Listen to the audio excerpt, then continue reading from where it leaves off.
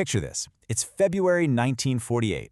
You're in the Strait of Malacca, one of the most crowded, most important shipping lanes on the entire planet. The waters are calm, the sky is clear, everything is totally normal. But a message is about to slice through that calm. A message that kicks off one of the greatest and most chilling maritime mysteries of all time. And that was it. That's the Morse code message that crackled to life across the radios of nearby ships. A fragmented, terrifying plea for help from a ship that was about to vanish, followed by a sudden, bone-chilling silence. This is the story of the SS Orang Medan.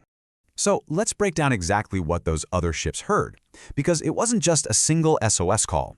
Oh no, it was a series of messages, each one more desperate than the last, all coming from a vessel that called itself the Orang Medan. And you know, the way they sent this message is absolutely key. This wasn't some garbled voice transmission you could barely make out. This was Morse code. And in the world of shipping, Morse code was the gold standard. It's incredibly reliable, it can cut through atmospheric noise that would make a voice call impossible. So when an SOS came in via Morse, you took it deadly seriously. This was real. The messages painted this just awful picture of escalating horror. It actually started out fairly standard, a request for a doctor. But then, the second message comes through confirming people are dead. And then that final gut-wrenching transmission, I die. After that, nothing, just static. The radio operator literally died while sending the message. The ship closest to the signal's origin was an American merchant vessel called the Silver Star. And her captain, well, he didn't think twice. He immediately ordered a new course, steaming ahead at full speed towards the last known position of the Orang Medan, getting his crew ready for a full-blown rescue mission. But this is where things get really, really strange. You see, the crew of the Silver Star was expecting to find total chaos. You know, a ship on fire, taking on water, maybe signs of a pirate attack.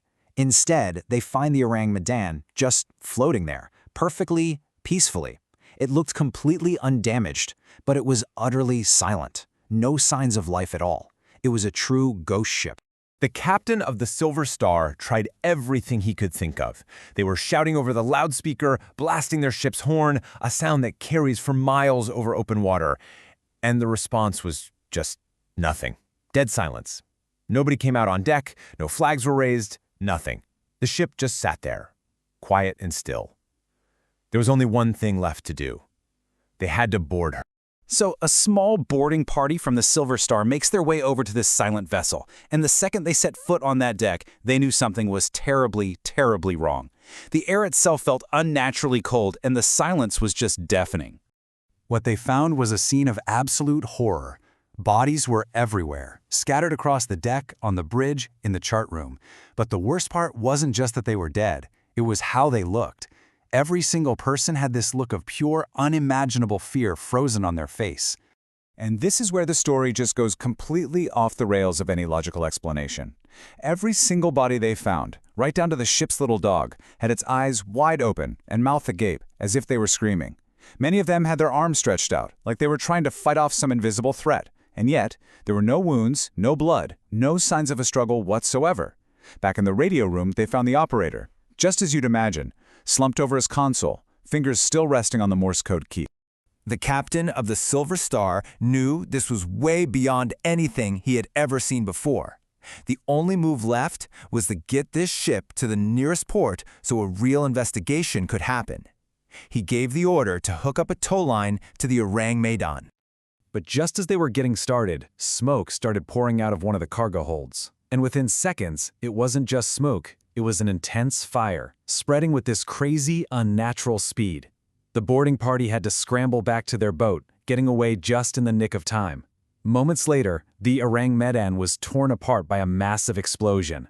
It sank so fast, taking every single secret, every piece of evidence, straight to the bottom of the sea. So with the ship itself completely gone, all that was left was the story told by the crew of the Silver Star. And for more than 70 years now, people have been trying to figure out what in the world could have happened on that ship.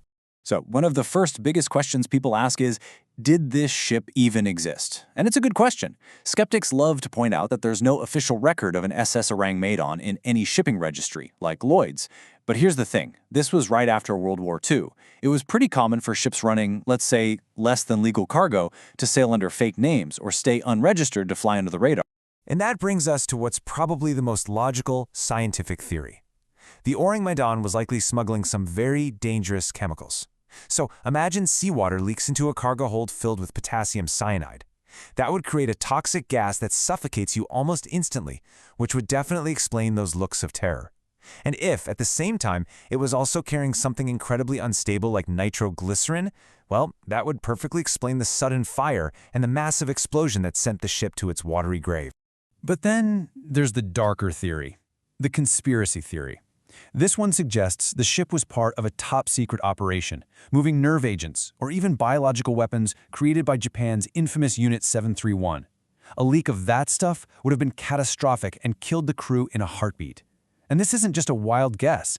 The theory got a huge boost in 2003 when the CIA actually declassified a letter from the 1950s that mentions the Orang Medan incident by name, linking it to other strange events. So, what really happened on the SS Orang Medan? Was it a tragic accident? A case of smugglers getting careless with a deadly cargo? Or was it something much more sinister?